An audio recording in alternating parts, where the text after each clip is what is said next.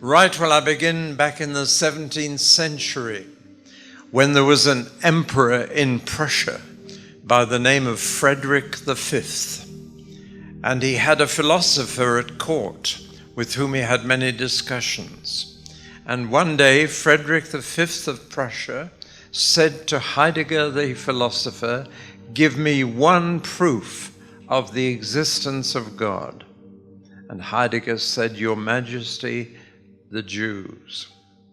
And considering that was long before there was any sign of any return to this land, and when they were scattered among the nations, and in many cases looked as if they would die out, it was quite an amazing answer. But the fact is that the existence of the Jews is a proof of the existence of their God. It is as simple as that. The Jew has been called the eternal Jew, but that's only because his God is an eternal God. There should never have been a nation of Israel. Humanly speaking, their history is impossible. They began with an old man of 90. That old man left a comfortable brick house and lived in a tent for the rest of his life. I don't know many old age pensioners who would do that. And he set off with a wife who'd been totally unable to produce any children for him. And so it looked as if the family line would come to a dead end anyway. And they set off for this land, which in those days was not a very fertile land. And he would face more than one time of famine when there would be no food for him. And he had to go down to the breadbasket of Egypt to get something to eat. And that's how it all began, with the old man, his son, and his grandson. And yet God linked his name with the names of those three men forever. And the God we praise tonight is the God of Abraham, Isaac, and Jacob. Isn't that amazing? Well, they did go down to Egypt for food eventually, and one of Jacob's sons was sold into slavery and thrown into prison and became prime minister. I mean, that is an impossible story. Down there in Egypt, though Joseph was prime minister, it wasn't long before all the Jews were slaves. By that time, the descendants of the old man Abraham were in slavery. They had no time of their own. They worked 7 days a week, non-stop, from sunrise to sunset. They had no money, they had no freedom, they had nothing. They were slaves. And yet they increased in number. And now came the first attempt at genocide of this people, when the Pharaoh commanded that every boy must be slaughtered, thrown to the crocodiles in the Nile. But the Nile saved one boy, Moshe, whom his mother was desperate to keep alive, and God's deliverer had been born. They should never have got out of Egypt. It's impossible.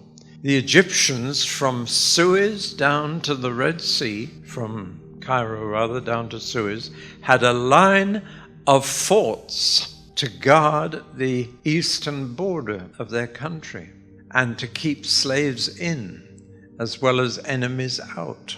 There was no way those hundreds of thousands of slaves could get out of Egypt. It was humanly impossible. And of course, when they finally made a bid for freedom, they went totally the wrong direction. They went south until they were trapped between the sea and the Saharan desert. And behind them, the chariots of the biggest army in the then known world, trapped. They should never have escaped, but they did. And it was the Egyptian army with all its horses and chariots that didn't escape. They were then 40 years in desert without food or water. And in 1973, the Egyptian army, within 3 days, was dying in the Sinai Peninsula. And Israel took pity and released them. In a place where the Egyptian army of today could not survive 3 days, they survived 40 years. They should never have got into this land. They sent spies ahead to try and suss out the situation. The spies came back, a dozen of them, but 10 of them said, "We'll never get in there. We've seen their cities, and their city walls reach the sky, and inside are people who are far bigger than we are. They're a taller race. They're giants. We'll never get in. But two of them said, we're going in on God's shoulders, so we'll be bigger than them. And those were the only two who got in. They should never have been able to take this place.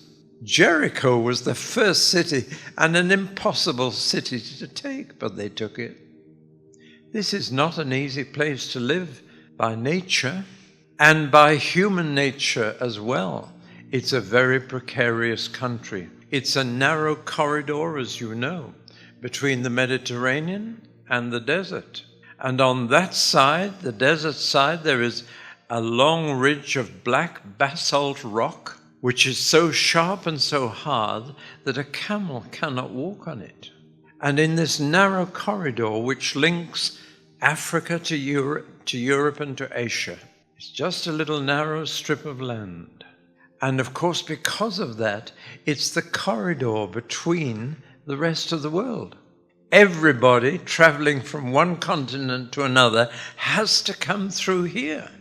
But right down the eastern shore of the Mediterranean is a mountain range, and there's only one gap in it. And the gap is a 12-mile across plain called the Plain of Jezreel, or the Plain of Esdraelon. And that's the only way through. Every army that has marched through this area has gone through that gap. It's the crossroads of the world. The road from Asia to Africa goes through that gap, and the road from Arabia to Europe goes through that gap, and the crossroads is at a little hill called Megiddo, or in Hebrew, 𝐻-Armageddon. And Alexander the Great came through there. Napoleon came through there, because it's the gap, and it links all the then known world. This was before America was discovered. The whole known world had to pass through here. And somebody has said, if you insist on living at a crossroads, you'll get run over, which is why this land has been run over, invaded so many times. Little Israel was surrounded by hostile neighbors. On every side there were Moabites and Midianites and every other parasites you can imagine. And they were hostile neighbors, and they invaded this territory regularly. They came to get animals and crops, or they just came to set crops on fire. But it's a very hard place for them to live. And beyond the immediate hostile neighbors were two world superpowers. And the superpowers were based on big rivers, because big rivers had a constant supply of water, and therefore could bring fertility. And with the Nile on one side and the Tigris and Euphrates on the other, there were two world superpowers constantly threatening each other. And when they attacked each other, they had to come through here. So on the one hand was the Egyptian superpower, and on the other hand was the Assyrian superpower, and later the Babylonian superpower. And then this little nation had civil war, which usually wipes out a nation if it's pursued far enough. And they split into 10 tribes in the north and 2 in the south, at war with each other. And then after the civil war, the Assyrian superpower came, and 10 tribes disappeared. Only 2 left, Judah and little Benjamin. And they didn't last much longer, and then the Babylonians came, and they were gone too. They should never have survived. A few of them came back 70 years later, only a few, in comparison to the number who went. We tend to think they all came back from the exile. They did nothing of the kind. A few thousand came back and managed to begin to rebuild this city, though the temple they managed to erect was tiny compared with Solomon's. But they got it built, and Nehemiah got the walls up again, still surrounded by hostile enemies and neighbors. And they never got their political freedom back. They were occupied by Syrians, then Egyptians, then Greeks, then Romans. And those who occupied them, some of them tried to obliterate Jewish identity and culture.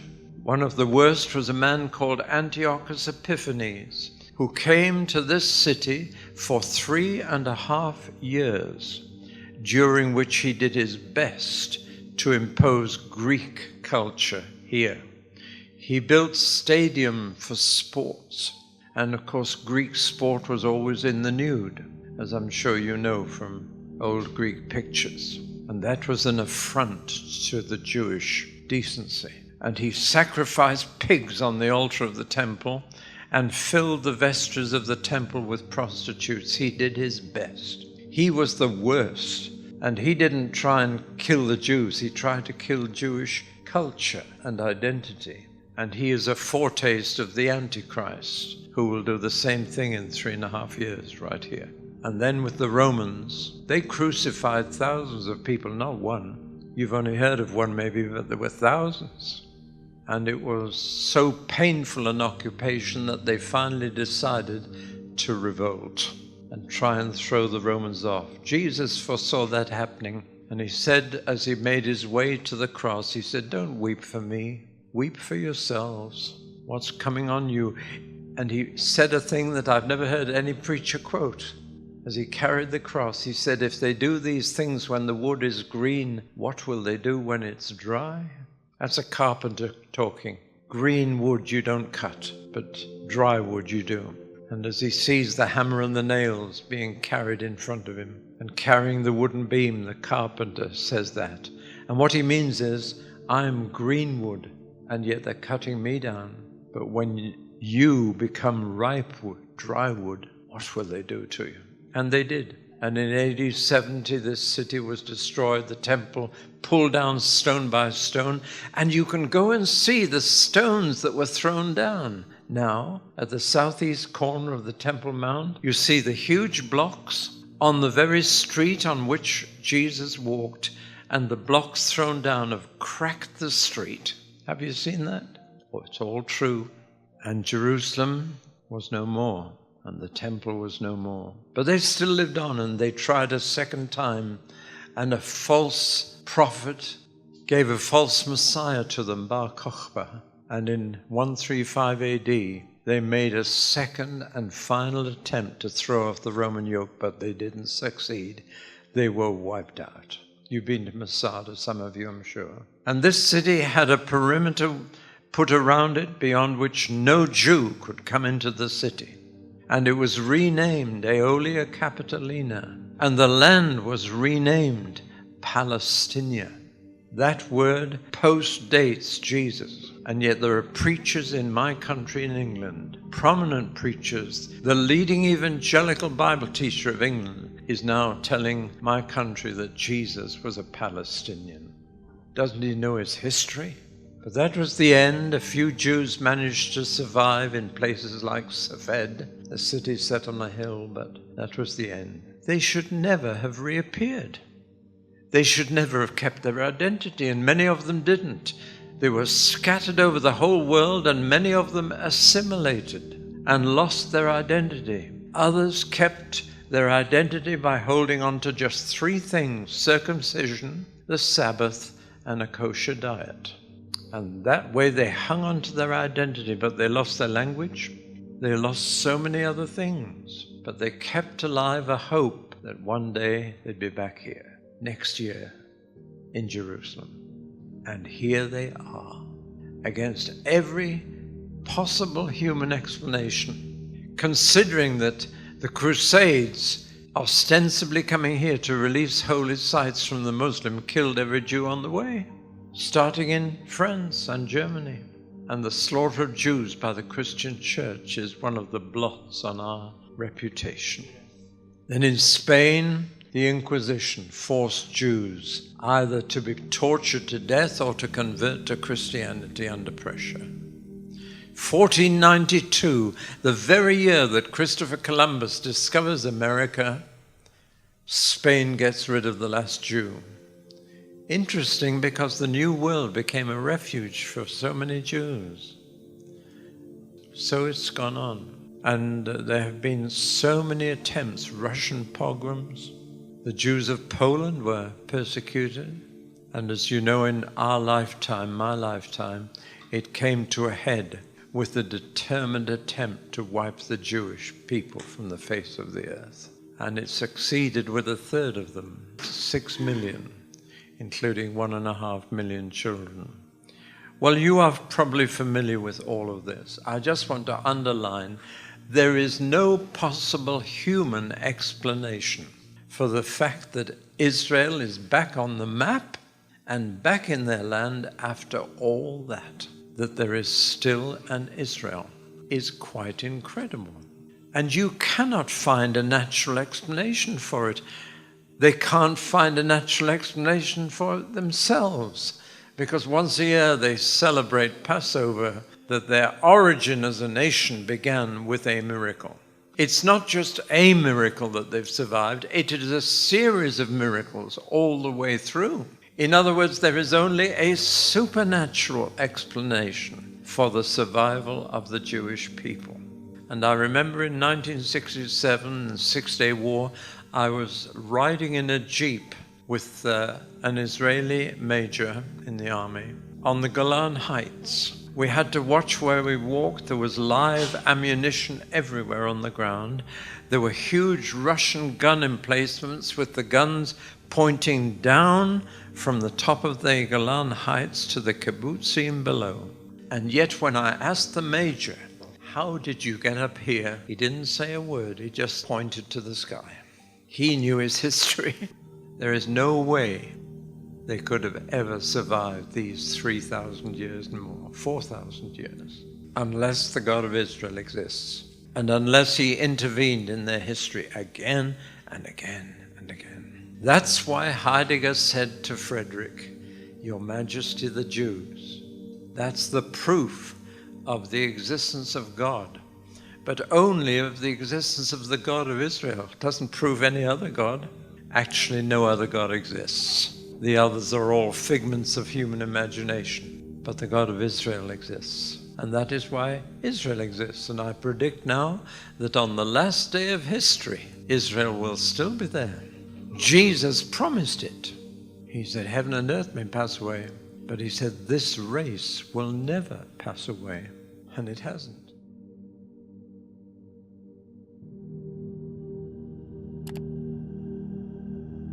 I am Alpha and Omega, the beginning and the end, saith the Lord, which is, and which was, and which is to come, the Almighty. He which testifieth these things saith, Surely I come quickly. Amen. Even so, come, Lord Jesus.